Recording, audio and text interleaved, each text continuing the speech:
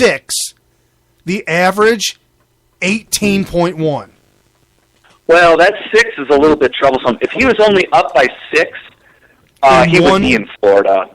Well, no, he's up by, he was up +6 by one specific poll. All the other polls, 19, 19, 23, 21, 20, 23, 20, 19, they threw in a 6. I don't know where that come from.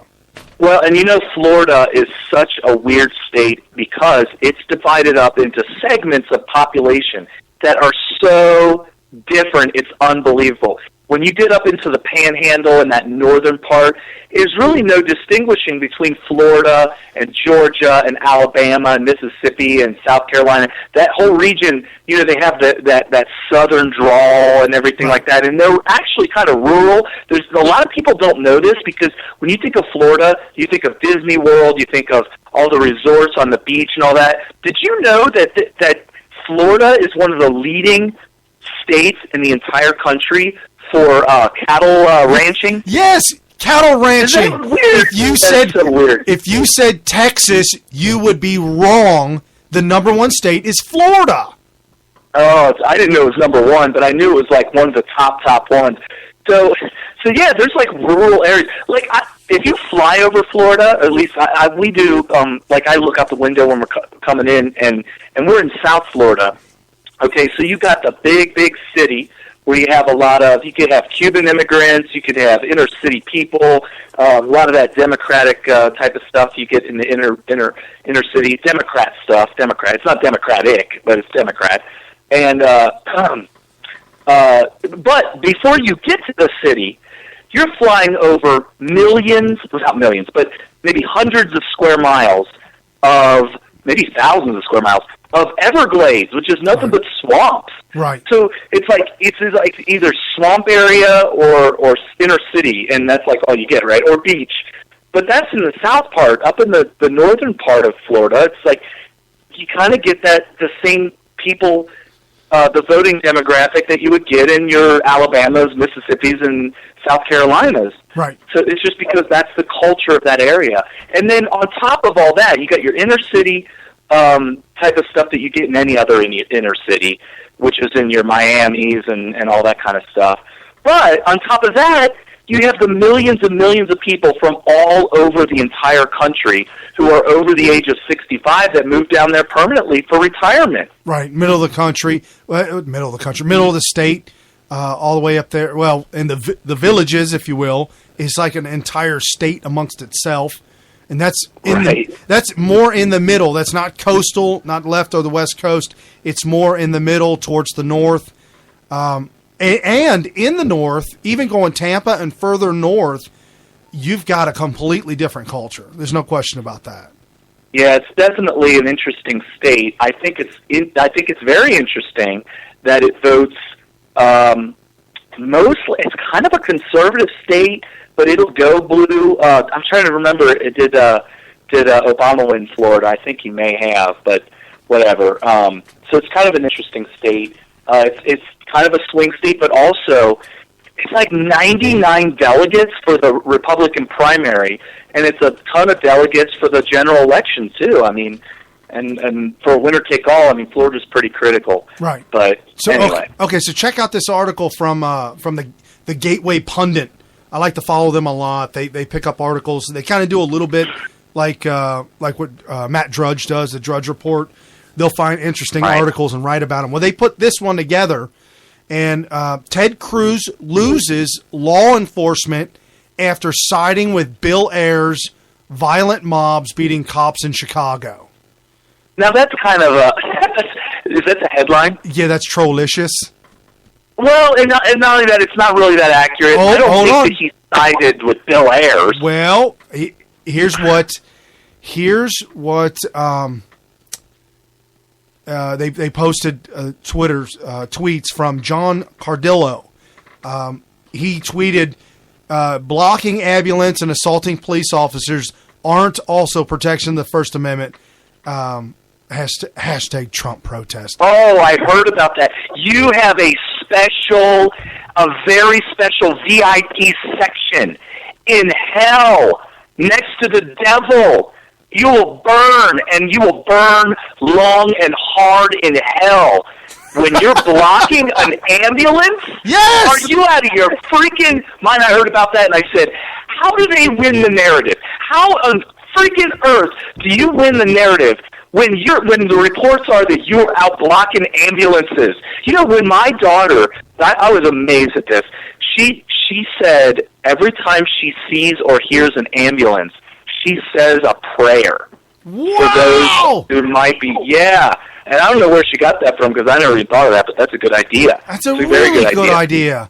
So yeah, she says a prayer for the people that might be in there. And you got people out front that are putting their survival risk possibly. I don't know. What are they in the ambulance for? Is their life at risk?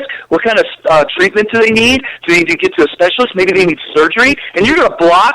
I mean, time is of the essence. Oh my God! You should be able thinking about that. You should be able to be tried in court for assisted murder. Yeah, manslaughter. Well, manslaughter, right. Right. If that person dies. For allowing the death of someone when they could have been saved. You allowed them to die by blocking the vital life-saving. You should, at the very least, like a fourth-degree manslaughter or whatever they have, and I think that you should have to prove that had the ambulance not been delayed, it would have possible survival, whatever.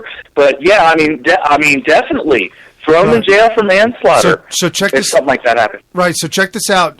John Cardillo went on to say that he belongs to different law enforcement groups on social media and in the real world as well. He says he's in contact with 50,000 plus members total, and claims it's more than a scientific sample. Cruz has lost the cops. And then he said again, and unfortunately, Ted Cruz ignored the chance of F the police and stomping on the American flag. Wow. I'm watching a video right now on CNN. There's a police officer walking away from cameras, walking alongside of and then away from cameras, just walking, just marching. Big, huge dude with a horseshoe high fade like a Marine, yes, like his haircut like that. Yep. Dude looks like a freaking monster, and he's got blood pouring out of the top of his head down over the side of his face. Yeah. And it was at the Chicago protest. Oh. So he had been injured. That kind of differs from what Trump said. Trump actually said early this morning. He was kind of I don't know if he was bragging, but he was saying, "Hey, you guys talk about a riot that happened at the protest.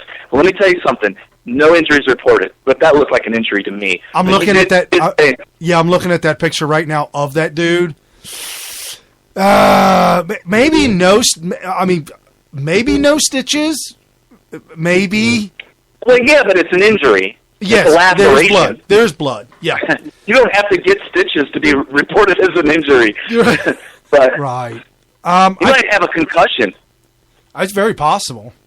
Yeah. So, but for Cruz to come out and blast the Trump campaign because he's at the top and somehow he's responsible for that, that's such BS. And he said the culture of the campaign. Dude, they're innocent bystanders. The people, the culture of the campaign is they're angry, they want change, they want things to be the way they're supposed to be in a free America, and they believe Trump is going to be the one to do that. Then you got these people who were, let me tell you something, one of the main key people that were tasked and with organizing this is a admitted terrorist. Bill Ayers. He has bombed police stations. You think the police are going to be upset about Cruz? I mean, we're talking about Bill Ayers, who I think he may even be responsible directly or indirectly for the death of a cop back in the 60s when he was doing the Weather Underground stuff. And they were literally, you were talking about Timothy McVeigh and all right-wingers, terrorists, blah, blah, blah. Got nothing on Bill Ayers. Got nothing on Bill Ayers. Bill Ayers was blowing up police stations left and right all over the place. I mean, and here he is. He organizes this thing. And how on earth are you going to say that, hey, Wait, you. Yeah, You there? sorry how, about how that. are you supposed to say? How are you supposed to say? Oh, well, you know what? What are you doing? Okay, somebody needs to pay us for this ad. Oh, I know. All right, well, listen. So, how are we to assume that because Trump is this all-powerful leader, that he is supposed to prevent the terrorist, the domestic terrorist, Bill Ayers, from organizing a bunch of people to disrupt his event by causing riots instructed and paid for? Right. No, what? It's insanity. That's utter insanity. Like Trump was in charge of managing Bill Ayers' riot, and that because Trump failed at his management of Bill Ayers' riot, he's to blame for it because he's at the top? No, Trump is not at the top of Bill Ayers. No, of course not. Of course not. I mean, it's ridiculous to even go down that path. And Cruz and whoever brilliant person, and I say that sarcastically, right, in that boardroom with the campaign decided that line needed to be added. He should be fired. And to be honest with you, it probably isn't going to matter because it probably cost Trump or Cruz the entire the candidacy. Right, no doubt. I hope so. Well, something else that they didn't talk about in the mainstream media was that there were Muslims in Chicago chanting "Death to America." Let me segue really quick off of that. Muslims. Okay, so Trump posted on Twitter that the guy who jumped the railing and tried to attack him on the podium, he's connected to ISIS. Yeah, Trump posted that. That's the article. I'm looking at that article right now. Well, guess what CNN did, because they are a bunch of idiots. Okay. They went and found the guy that rushed the podium and interviewed him. Of course they did. Did they have Sean? Did they have Sean Penn with them? Sean Penn was actually interviewing him while CNN showed up. Something like that. Yeah. No, I believe that.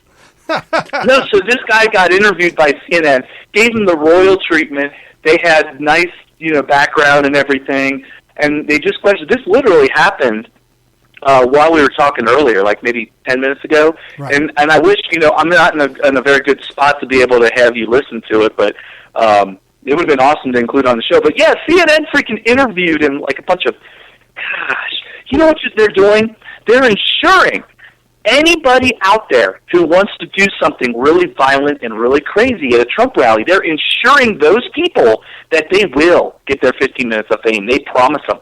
Our promise to you is that you will get the royal VIP 15 minutes of fame treatment if you do this at a Trump rally. Oh, wow. Well, that's what they're saying. On theconservativetreehouse.com, they post articles in the same fashion as Andrew Breitbart might have done. Kind of follow him, kind of follow that format, and they're writing about Tommy DiMassimo, and right. And so they're talking about it, and they've got their video there about the reporters trying to interview him. But anyways, it says, by his own admission, DiMassimo is self-identified as an activist with Black Lives Matters and various left-wing social justice groups. In addition, he's a Bernie Sanders supporter. However, shocking new ISIS propaganda video surfaced, including footage of Tommy. The footage appears to be part of an ISIS anti-America agenda. The video was uploaded back in May 2015, so almost a year ago. You can see DiMassimo is the principal subject within the video. And it begins with him dragging a flag and talking to the reporter. Yeah. So I mean, wait. He was dragging a flag while he was talking to the reporter? Right. Were they walking somewhere? Well, I'm not. It looks like they're in a march. Yeah. Oh, I got you. So he's marching, dragging the flag. by the way, this guy looks like a poor man's Seth